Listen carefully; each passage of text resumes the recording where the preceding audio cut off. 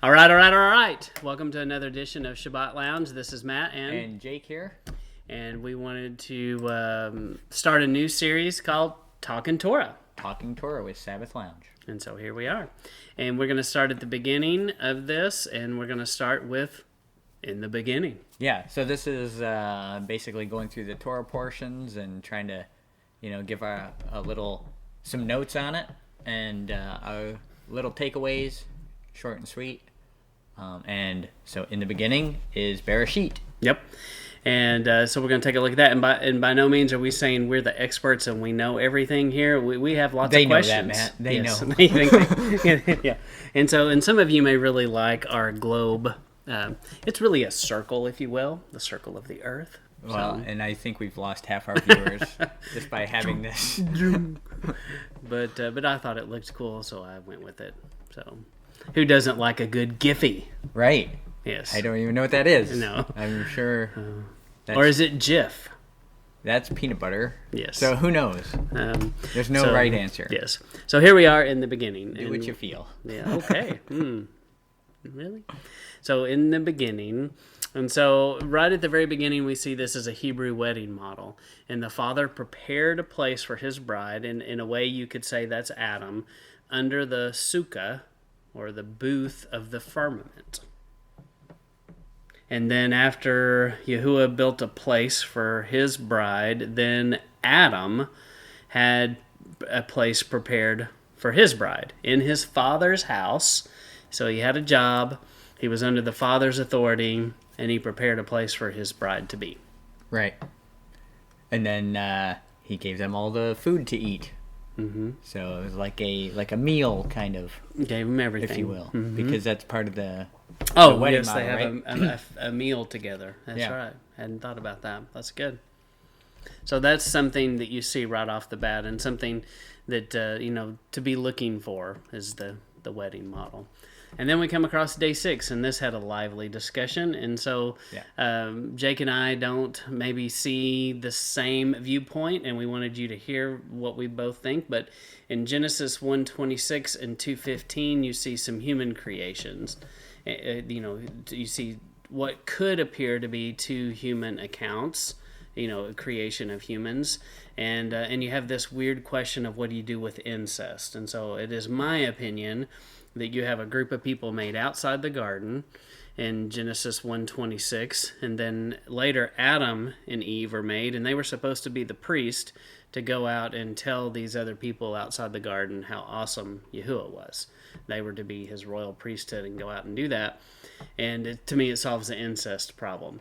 But Jake doesn't necessarily see it that way, or is in the process of trying to figure it out. And so explain how you think. So I think traditionally my thought process has been, in chapter 1 he's talking about he created man, and then in chapter 2 he's kind of going back because he's showing how while there was no rain on the earth yet and no one to till the garden, so he created Adam.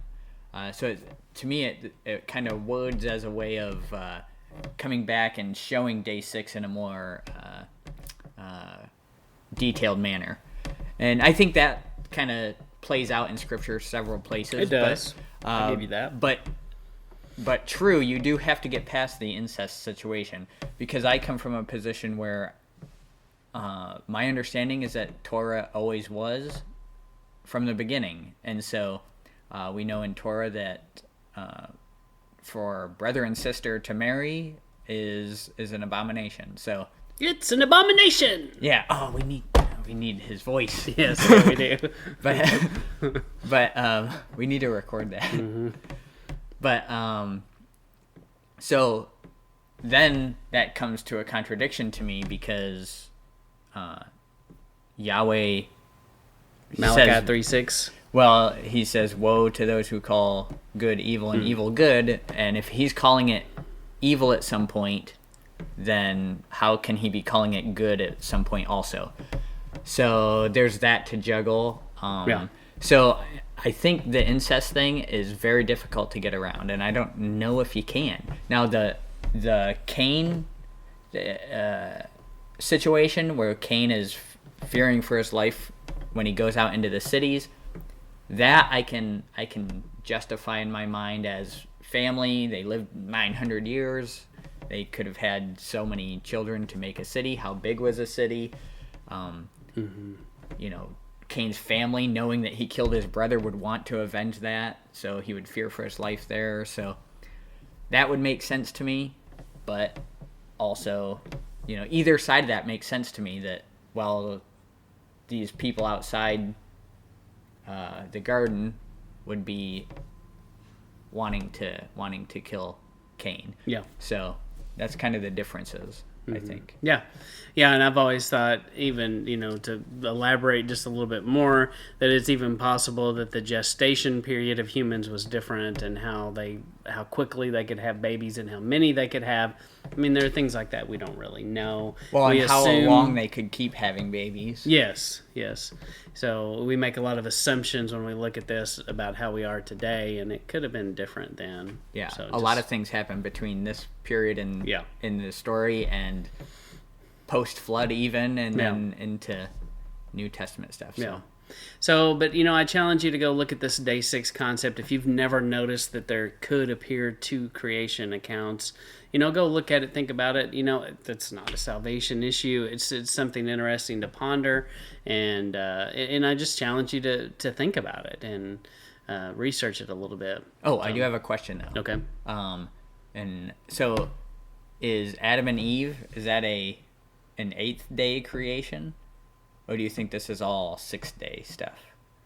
Because I think the standard view on 6th day people is that Adam and Eve was an 8th day situation. Oh, I don't know. I haven't thought about it much. It makes sense to me that they would be 6th day, but I mean, I guess it could be 8th day. Yeah, I see. 8th day doesn't make sense to me. I would give credence to it as a 6th day kind of dual creation. Yeah. Situation. Do I believe he could do both on the same day? Yeah. Yeah. I mean, I think that's easy. I just know the standard view of 6th day is that there's an 8th day creation. Yeah. But I think all that was created in 7 days. Another thing to think about this is, if you look at the model is, do we believe that he just made, do we believe he just made this garden, and then this little garden spot populated its seed across the whole earth? Or do we believe he made lots of plants and trees and grass at the same time?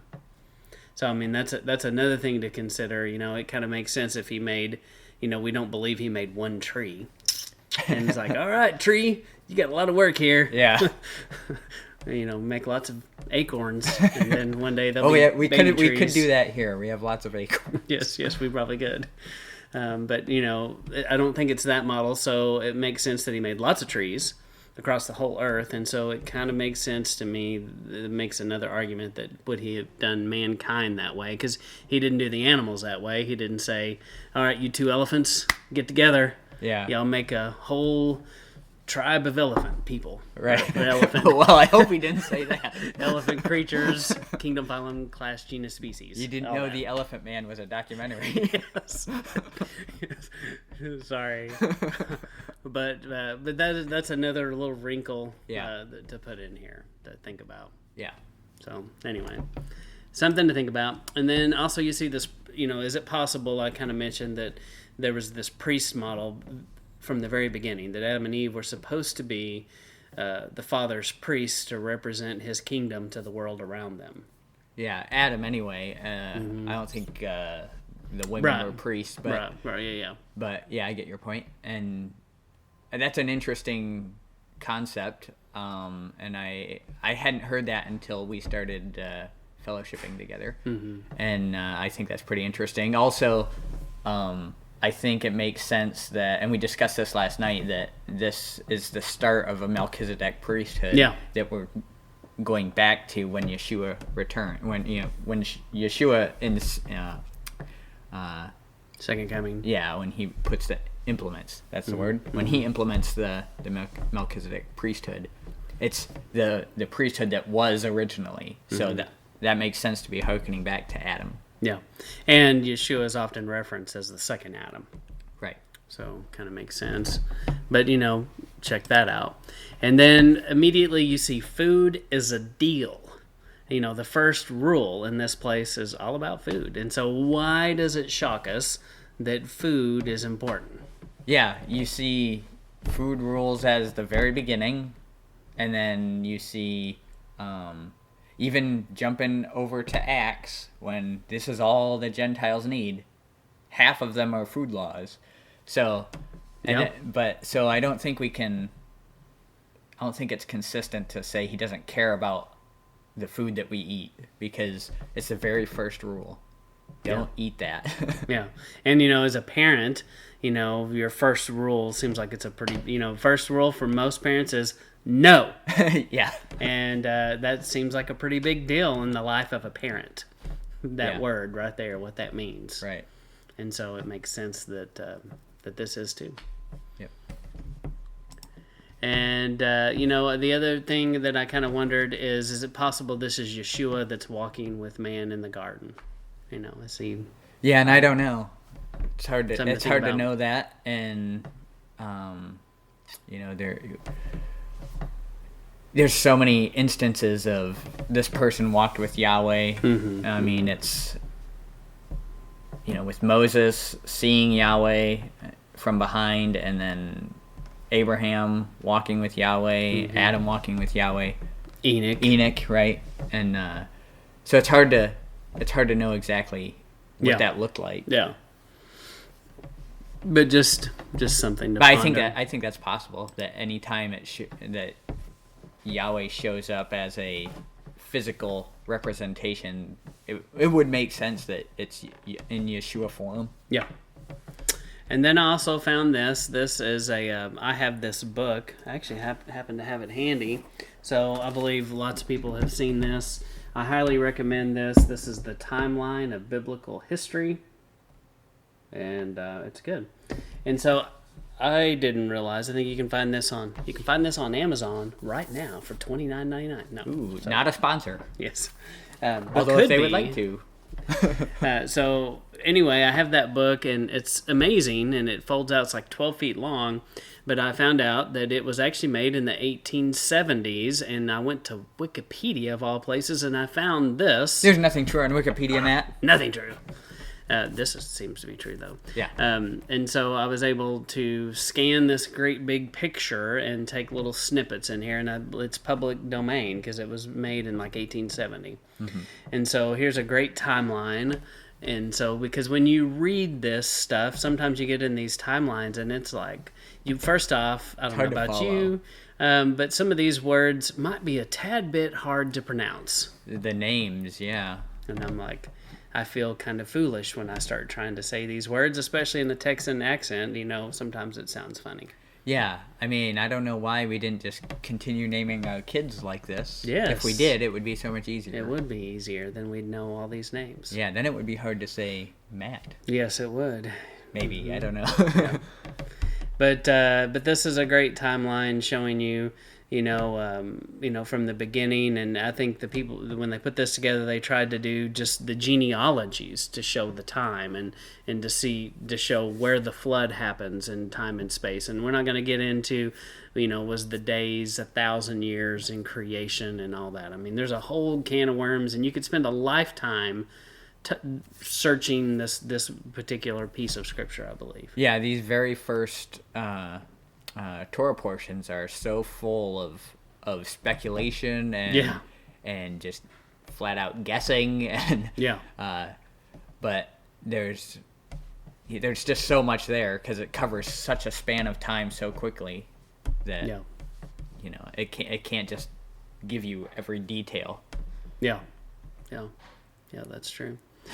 So anyway, that's a great resource, and I believe at some point I put a link to that in there, but I don't know why I don't have it, but I can provide a link. If you just Google, it's called Adam's Biblical. Go ahead. What was Say the name? that word, Matt. Synchronological is what it is. Yes. Adam's synchronological chart. Yep. Or if you don't want to mess with that, get the book. Yes. So either way. So I believe that's all we were going to say about in the beginning. And, bottom line is go read it. Yes. Read it.